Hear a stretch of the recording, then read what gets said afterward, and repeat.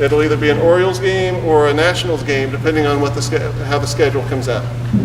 The schedule for next year hasn't come out yet, so we were not sure which one. And depending on the schedule, we may go on the first night, second night, or the third night. So it just really depends on what the schedule comes out with. Then the next morning, we get up, have breakfast in the hotel again. We're off to Mount Vernon, George Washington's home. Get to a tour of his home, walk through the plantation. They have some really cool outbuildings that you can see the blacksmith at work, you can see the leathermen at work, and you can see the gardens and the plantation. So it's a really, really neat stop. You go outside of George Washington's home overlooking the Potomac River, and you get to the outside there and you're like, wow, this is why he chose this spot. It's absolutely, absolutely beautiful. From there, we'll go to the Pentagon 9/11 Memorial. And has anybody, who's been to Washington? I guess I should have asked. So quite a few people. The 9/11 Memorial is a relatively new memorial, obviously, that is very poignant. A lot of the kids that are going on this trip weren't even born when 9/11 happened. So it is a nice way for them to connect to it and get a sense of understanding of what happened. And then we're going to go to the Holocaust Museum. Again, a very poignant museum where they'll learn about the Holocaust and how it happened, why it happened, what happened. From there, we're going to go to the Newseum. And the Newseum is the Museum of the News. It's a really neat museum. My favorite part of it is the Pulitzer Prize winning photos. And they have Pulitzer Prize winning photos from the last 60 or 70 years. And it shows you the picture, it tells you the story behind the picture, it tells you the story about the photographer, what happened to them after this picture, how it affected them. So it's a really, really cool experience to take some time and to see these photos.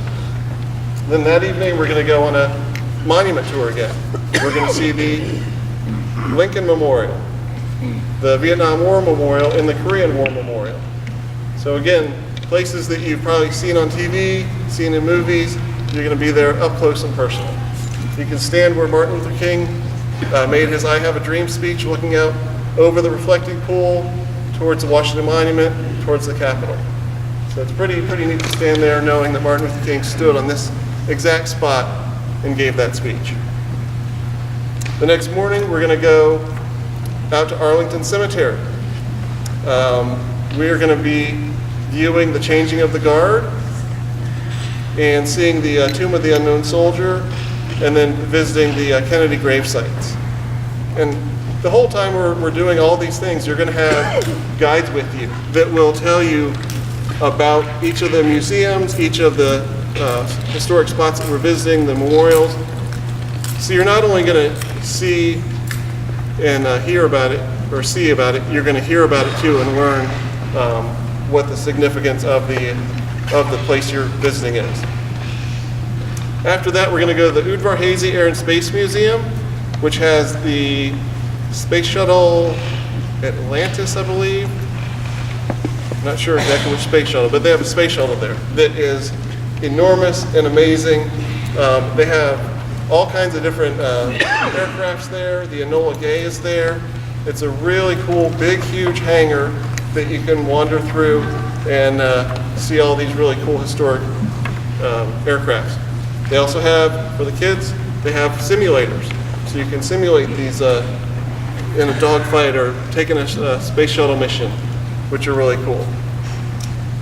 Then that afternoon, get back on the bus and head back down to Sheldon. So that will be 4 full days of activities. The kids are going to come back totally exhausted. That's the point, is we're going to have them, hopefully the bus ride will be a little bit quieter, right? Yeah. That's what you're hoping for, at least. But we do have them going from early in the morning till late at night every single day. We give them enough time to rest so that we can do it all again the next day. So that's the schedule for the 4 days in April that we have here. Anybody have questions about the schedule? Yes, ma'am.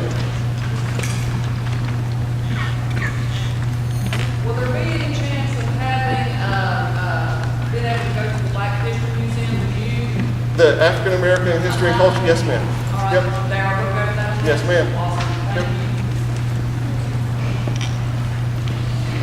you. Anybody else, any questions about what we're doing for those 4 days? One thing I did want to mention was about the meals. Breakfast is going to be a hot breakfast at the hotel where they're going to have eggs, breakfast meat, potatoes, cereal, pastries, fruit, juices, that sort of thing. All that will be available for them in a buffet style. The lunches are generally at food courts, so they'll have a choice of 20 to 30 different eateries to choose from. And the dinners are generally in sit-down restaurants. So the kids get to eat very well on the trip. I love going on these trips because I am never hungry. One question that parents always ask at these meetings is, how much money do I need to send with them? And that depends on two things: their appetite for shopping and their appetite for food. So those are the only two things they would be needing money for, is souvenirs and snacks. Everything else is covered. So the lunches and the suppers are included in the $519? Yes, ma'am. Yep. All the meals are included in that. All the admission costs, the transportation, the tour guide, the security, everything's included. So the next step is registering for the trip. You have on here the link to go to grandclassroom.com. You'll click on Find My Trip, Register, and it'll bring up a thing that says school name. Type in Crest, state, North Carolina, and it'll bring you to the Crest website, the Crest Trip website, not the school website. It'll bring you to the Crest Trip website.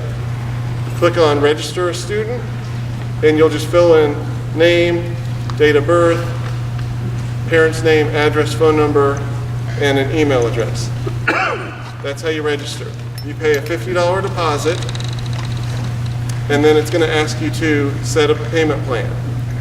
You can either pay in full at that time, or you can set up a payment plan. And you can choose from 2 to 10 payments. So you get to select how your payment plan looks. If you have any questions about registration, about payments, if you have refunds,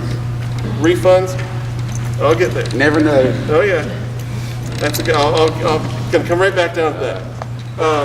If you do have any questions about payments, if you have a special circumstance that you're expecting to get your bonus check in January, and you wanted to pay it all in January, so you want to put the $50 down and pay the rest in January, call my office. The number's at the bottom of the page. Call us and talk to us about it. Tell us what your circumstance is. Nancy, who is in our accounting office, loves Crest because the people couldn't be nicer. So the last couple of years, we get a call from Shelby, and she's like, "I got it," and she's happy to talk to you guys. She wants to hear from you. So please let us know what's going on. If you have special circumstances, we're happy to be flexible with you. Just because that's what the payment plan is for right now doesn't mean it has to be that way the whole time. Now this gentleman brought up refunds. As you're going through the registration, you're going to come to a box that says, I agree to the terms and conditions, and you click that box. Please read through the terms and conditions of travel, because one of the things in there is the guaranteed refund program. This is an optional program that if you decide to cancel up to 2 days before the trip for any reason at all, you get a full refund except for the $50 deposit. So I encourage everybody to read through that, make your decision. The refund program is $49 additional to the $519. So make sure you read through that, think about whether or not you want the program, If you do not want it, you check the box, say, no, I decline the refund program. I encourage everybody to have it because there's a couple things. Somebody could get hurt and not be able to travel. And if you don't have the refund program, then you wouldn't get a refund. If what a lot of parents do is they get the refund program and they hold it like a carrot for the children to say, all right, your grades are slipping, you can't go on the trip unless you get your grades up. And you've got the refund program in your back pocket so that you won't lose out on the money. Interject one thing. Yeah. I'll also say, you got that yellow sheet of paper, it's got a couple of conditions that the school set forth. One of those is grades. The other is no OSS throughout the year. I know that won't apply to anybody in here. So if that happens in December, you knew ahead of time, I guess. So if you don't have the guaranteed refund program, our normal cancellation policy applies, which says if you cancel 70 days or more before the trip, then you get, then we retain 25% of the trip cost. If you cancel between 69 and 36 days, we retain 50% of the trip cost. If you cancel within 35 days of the trip, then unfortunately there's no refund. So I highly recommend having that refund program so that you can, in case something does happen with grades or behavior or soccer or health, then you have something to fall back on. Does anybody have questions about the registration or payments? Has anybody, oh yes ma'am. So to be clear, with the refund program, you're paying $49 additional for the trip. Yes ma'am. And if you decide to cancel, you're out of $49 plus $50. Yes ma'am. And that's $100. 90, yes. So her question was, if you get the refund program, it's $49 additional, and if you use it, then you're out the $49 for the refund program plus the $50 for the deposit, so out $99. Yes, sir. What if the trip is canceled by the superintendent because of a threat in Washington D.C. and it's not up to us to cancel, it's up to the office? Right. If for some reason we had to cancel the entire trip, what we would either try to do is reschedule it for another time or find another destination to allow the students to still travel. Has anybody had a child go on this trip with us in the last couple of years? So quite a few. Anybody want to share how that experience was, or? I'll just say that, I mean, I was one of those panicky moms, like I'm leaving my kid, 8th grader with these adults, and they have an adult chaperone with them all the time. They're broken down into groups. So for people that are worried about their kids being off in Washington D.C. by themselves, that's not what they do. Correct. So So she was saying that, I don't know if everybody could hear you, but she was a little bit worried about her child going off to DC kind of by themselves, but with the school, they have one chaperone for every 10 children. And when they're there, they're broken up into groups of 10. So it's not a group of 150, it's 15 groups of 10. So it's a lot more manageable, a lot easier to kind of gather your little chickadees. It'd be teachers. So the chaperones are the teachers and administrators from the school. They don't allow parents to go. Is that still the case? Okay. So no parents are allowed to go, and it's a good thing. It helps the teachers to be able to control the chaos of the trip, and you guys get to relax for a couple days. Yes, ma'am. My concern's more with the transportation to and from Washington. Who will you be using and how well will the check-in do as far as background checks and all these things, just logbooks of sleep, that sort of thing? But every bus company has to keep a logbook of their hours, and the DOT regulations say that they can be driving for 10 hours and can be on duty for 15. When we go from here to DC and from DC back, they do a relief driver, so they have a fresh driver that comes and can take over for those folks.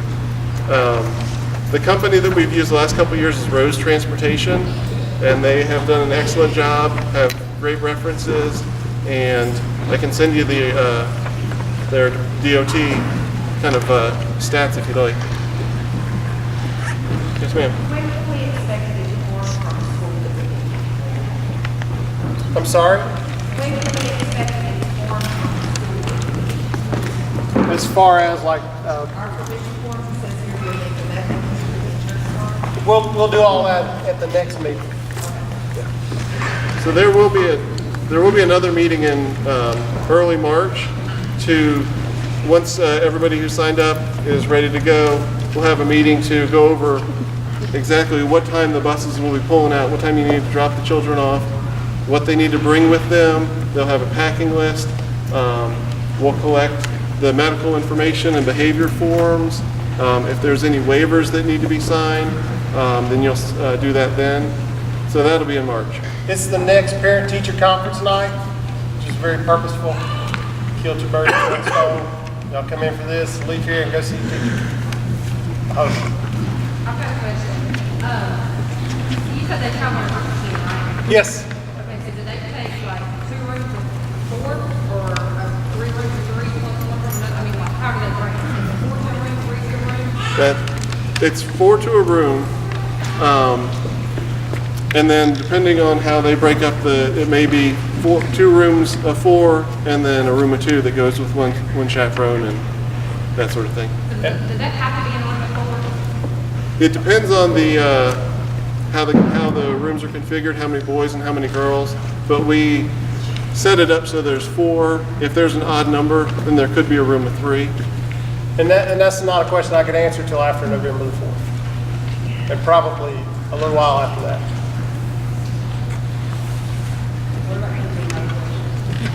With medical issues, we have seen and worked with students with all sorts of medical issues and dietary restrictions.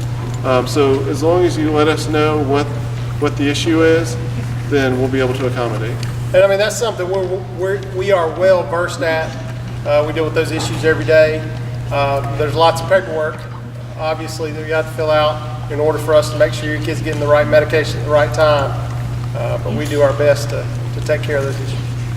And if you have students with, like I said, dietary restrictions, gluten allergies, peanut allergies, I've had kids with any number of allergies and vegetarian, vegan.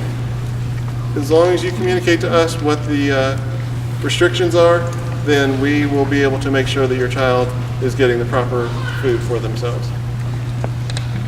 How long is registration? Registration's open until November 4th. So that gives you, I think, 3 weeks from today. Will they get excused? Do they room No. The question was, do they get to choose who they room with? There's a possibility we do within the team, but we're going to kind of try to keep them at least within the team. So if they're on the team with somebody,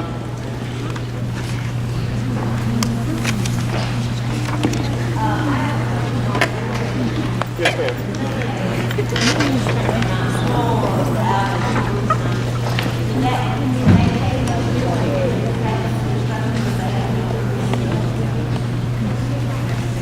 no, it'll all school rules apply. So just like you couldn't send them with medication to school, you'd have to send that through us as well. The question was about medication and if it would need to come through the school or if the student can bring it with them and administer it themselves. It would have to be sent to the school. Yes, ma'am? If your child has permission to carry an EpiPen, surely they can carry it on the list. Yes. There may be some extra paperwork, but yes. If your student has an EpiPen, I would encourage you'd have two, one that they carry with them, and then one that they give to the school, so that in case he's having trouble, the school can come in and use theirs. Yes, ma'am.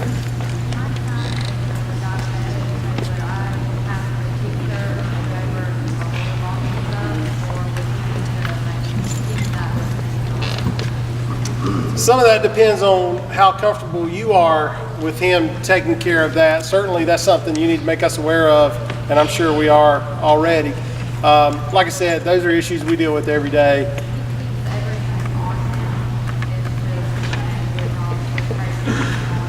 And I can tell you for sure, we'll have someone on the trip who is well-versed with diabetic children. And I would send him with some snacks in his backpack just to keep him going throughout the day. Any other questions for the good of You Mr. mentioned Glover? backpack, will they be allowed to carry backpacks at some of these museums? At some of the museums, if they have a backpack, they will have to go through a different screening process where they go through the backpack. The tour guides that are on the trip will let them know, all right guys, all you need is your phone or your camera and your money, or you can bring your backpack with you. So they'll let them know throughout the day, all right, this is what's expected. Some of the museums, it's going to be a whole lot easier if you leave your backpack on the bus. We usually tell, I don't think it's right. Oh, no, come on. We usually tell them we're gonna be in here for this amount of time and we leave it on the bus. And you're perfectly safe with the bus drivers on there. And then other times they're allowed to take their backpack. But if they have to search every backpack and we have a reservation, it sometimes holds us up. We'll say, grab your money, grab your phone. And we go with it. Does that make sense? And then, but a lot of them, they can take their backpack and it's not a problem. But we'll give them those directions. Any other questions for the good of the cause? If you guys have questions that you didn't think of, you get home and you're like, oh, I should have asked that. My number's on the bottom of the page right there. Feel free to give us a call at our office anytime. Ask as many questions as you need, please. Don't forget to sign in if you didn't get a chance to. Don't forget to sign in.